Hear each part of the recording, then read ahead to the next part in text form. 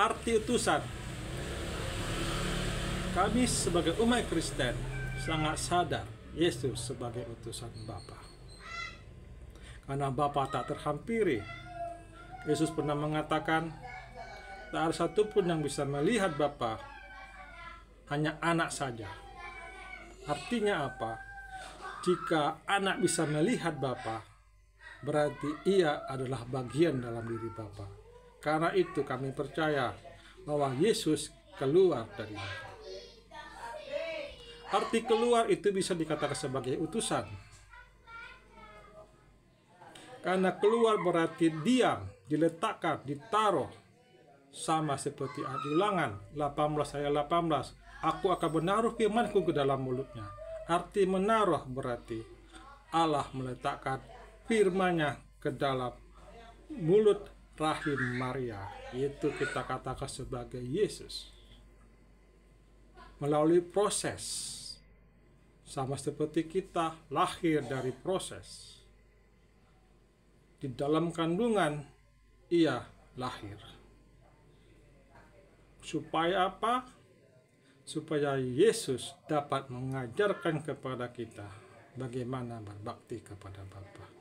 Artinya, Yesus adalah pengajaran murni. Langsung dari Bapa lewat rahim Maria. Jadi yang menjadi firman, yang menjadi inkarnasi adalah firman, utusan, bukan Bapa. Kalau Bapa tidak mungkin, karena ia maha besar.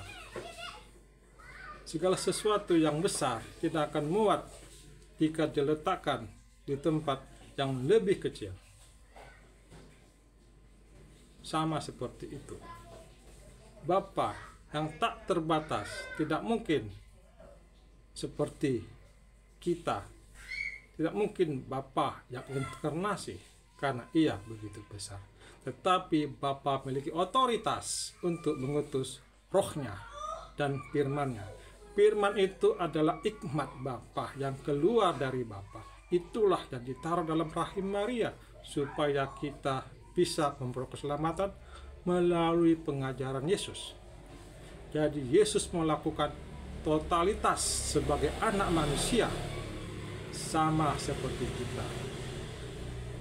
Ia tidak menganggap kesetaraannya yang harus ia pertahankan. Ia meninggalkannya. Maka kita melihat bagaimana Yesus mengajarkan bahwa ia mengatakan Bapa lebih besar.